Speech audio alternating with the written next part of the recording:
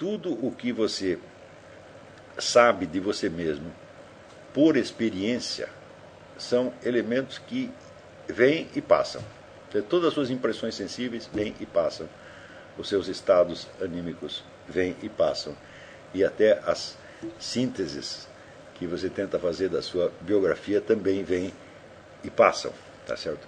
Porém, se tudo fosse passageiro, não haveria o menor fio de unidade entre uma coisa e outra. Quer dizer, você só teria estados separados.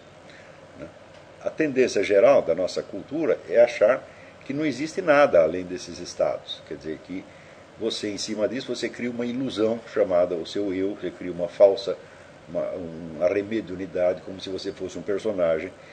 Mas essa tese me parece absolutamente impossível, porque se todos esses estados e todos esses conhecimentos e ideias, eles vêm e passam, vocês imaginam a capacidade construtiva e unificante que eu teria que ter para eu construir um personagem com isso. Às vezes nós não conseguimos sequer, vamos dizer, juntar duas ideias que nós temos, que você pensa uma coisa aqui, pensa outra contraditória lá, e você não consegue achar a unidade no final. Quanto mais não seria impossível eu mesmo criar a unidade do meu personagem. Então eu suponho que, ao contrário, que existe uma unidade profunda que ela não chega a ser expressa, tá certo? Mas que ela está subentendida em todas essas vivências temporárias, que elas se unificam temporalmente graças à continuidade deste eu profundo, cuja origem eu também desconheço, mas que, sem dúvida, é precisamente o que eu chamo de eu. E eu me lembrei de uma conferência do Julián Marías, que eu assisti muito tempo atrás, em que ele dizia que, caso existisse uma imortalidade, ele colocou essa pergunta: caso exista uma imortalidade e eu tenha acesso a ela, o que eu levaria para lá? Ele disse: sem dúvida eu levaria aquilo que faz com que eu seja eu, e dispensaria o resto, tá certo?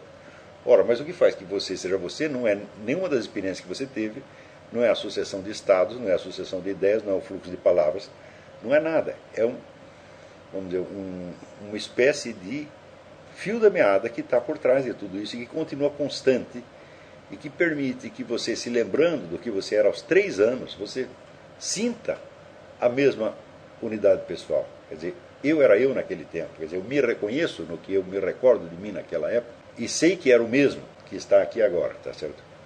É curioso, este eu permanente, todos nós sabemos que ele existe, e se ele não existisse, nós não poderíamos sequer contar a nossa história. Nós teríamos que ter vamos dizer, uma capacidade construtiva quase divina.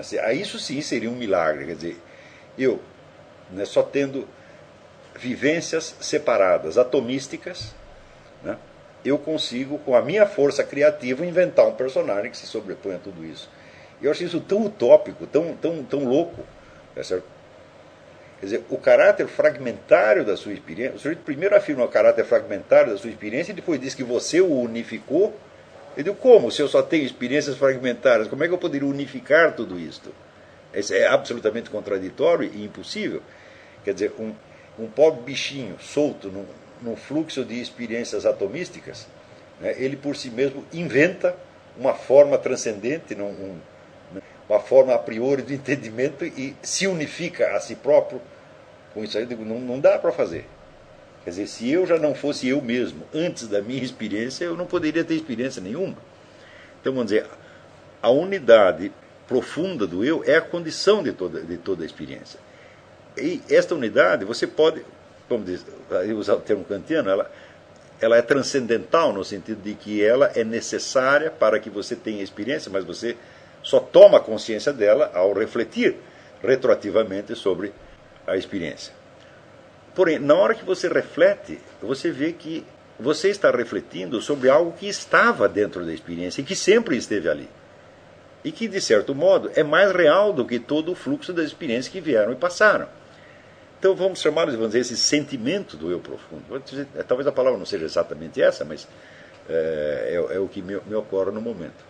Quando você percebe isso, você nota que somente isto é real, e que somente isso é o seu verdadeiro eu, e que todo o resto foram elementos que vieram e passaram. Alguns se incorporaram, outros não, outros foram embora para sempre. Tá certo? Mas aquilo está presente e aquilo é real, porque todas as outras experiências, ideias, etc., são coisas que realmente são temporárias, são transitórias, são evanescentes, não tem substancialidade alguma. Então é aí que vem o famoso verso do Apollinaire: Les jours s'en vont, je demeure. Quer dizer, os dias se vão e eu fico. Misteriosamente, né, eu fico. Então eu só posso entender que este eu permanente, que é de certo modo anterior e transcendente a toda a experiência, ele é, vamos dizer, o verdadeiro substrato ontológico da minha pessoa. Se existe algo em mim que mereça o nome de ser, de ente, é isto. O resto não. O resto são apenas estados, são qualidades. Né? Este eu profundo, embora você só tome consciência dele no curso da experiência e depois de muita experiência, você vê que ele está subentendido em toda a experiência e que é ele que a articula. Não articula racionalmente, mas é ele que, por assim dizer, colore com a sua cor pessoal todo o campo da sua experiência. Note bem, quando você se refere a uma outra pessoa, é a isto que você está se referindo. Quando você fala com uma pessoa, é com este eu profundo dela que você está falando. Você está falando com aquilo nela que você acha que tem unidade e tem permanência. Você não está falando com o estado, vamos dizer, passageiro dela. Né? Vamos supor, se eu estou falando com uma pessoa e tenho certeza que aquilo que eu estou falando com ela é apenas um estado passageiro que ela vai vivenciar e desaparecer em seguida, eu não posso conversar com a pessoa. Porque seria como conversar com uma sombra, como uma impressão lançada na parede por uma lanterna mágica, como conversar com um fantasma, seria uma coisa horrorosa. Então, nós não apenas temos esse sentimento da nossa permanência interna, mas nós sabemos que as pessoas com quem nós conversamos também o têm. E são esses eus profundos que se comunicam, na verdade. Porém, o eu profundo não tem instrumentos de comunicação próprios, porque todos os instrumentos de comunicação foram recebidos do meio externo, da linguagem, do aprendizado, etc, etc. Então sempre tem uma certa defasagem. Mas a confiança de um eu profundo na existência do outro é a base de toda a convivência humana. Quer dizer, você só pode se dirigir a uma pessoa como ser humano se você admite que ela tem esta unidade, que ela existe efetivamente, que ela não é somente uma impressão passageira sua e muito menos dela própria. Se eu for achar que a pessoa é apenas uma impressão passageira, tá certo? Eu também seria uma impressão passageira, tá certo? E evidentemente todo diálogo se torna impossível.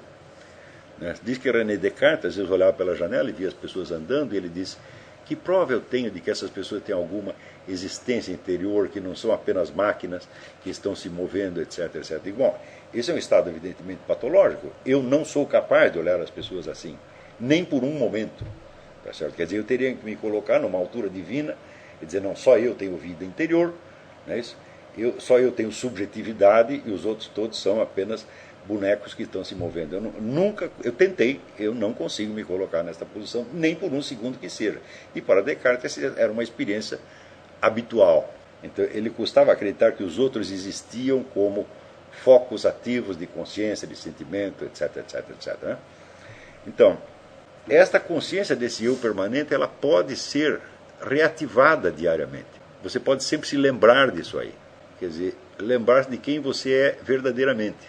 É quando você se coloca nesta posição que aí você pode falar com Deus, você pode orar, porque aí você é uma alma verdadeira que está se dirigindo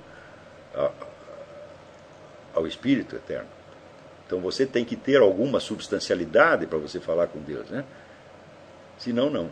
Por outro lado, isto nos mostra que se fomos criados neste sentido como almas imortais, então não existe a famosa identidade suprema de que fala o hinduísmo. Quer dizer, você vai se desfazer, você vai se diluir no mar da divindade. Se você pudesse diluir no mar da divindade, você deveria ser uma impressão passageira também para o próprio Deus, que vai integrar você nele e te esquecer. Mas, se é para ele te esquecer, se é para você ser apenas uma forma, como se fosse uma cristalização, um cristal que aparece na superfície da água e que depois se dissolve na água, que é uma imagem que é muito usada por esses místicos orientais, se fosse para acontecer isso, Deus não te constituiria como alma imortal. Então é importante entender que Deus tem um amor pessoal por esta forma que Ele criou, por este eu imortal, e Ele quer te preservar como tal. Ao mesmo tempo, você nesse estado, você reconhece que você não tem substância além do amor divino. Mas que o amor divino ele pressupõe, ao mesmo tempo, essa dualidade eterna, essa diferença eterna entre criatura e criador, mas ao mesmo tempo a criatura sabe que ela não tem consistência ontológica própria, embora ela tenha uma identidade ontológica própria, mas não uma consistência, não uma substância. Quer dizer, nós somos obra do amor divino, mas é uma obra que veio para ficar, não foi para ser diluída, certo? Você não vai cair na inexistência. Então, deste ponto de vista, nós podemos dizer, olha, a doutrina hindu está errada, está flagrantemente errada. Quer dizer, um erro que se consagrou desde há milênios. E esse negócio de ficar buscando a identidade suprema, isso aí é fazer buraco na água. Alguns místicos do sufismo, o próprio Ibn Arabi, que é o grande codificador da teoria da unidade, essa coisa toda, ele mesmo reconhece que esta dualidade é eterna. Dualidade de criador e criatura, e que marcada por uma relação de amor e não de absorção no sentido ontológico, como vamos dizer, o cristal que se dissolve. Nós não fomos feitos apenas como uma forma para ser dissolvida, tá certo? Então, senão nós seríamos assim como se fosse, vamos dizer, como um capricho de Deus que nos fez para durar um tempinho e desaparecer. Não, de fato não é assim.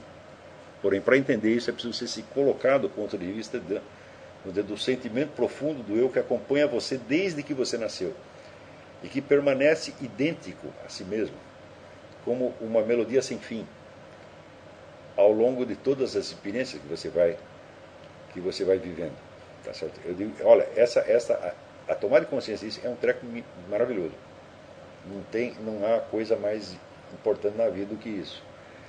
Então, no caso, você pode refazer o seu processo histórico tendo esta consciência da sua unidade profunda, que no caso do outro você não tem, você não tem o sentimento da identidade dele, você sabe que ele tem essa identidade. Como é que você chega, vamos dizer, a captar algo disso? Pelo amor que você tem pela pessoa, está entendendo? Então, tanto as pessoas que te rodeiam quanto os filósofos que você está lendo. Então, se somos constituídos pelo amor divino, então é somente, né, o amor ao próximo que nos dá a verdadeira dimensão do que o outro é. Fora disso, não tem como você compreendê-lo.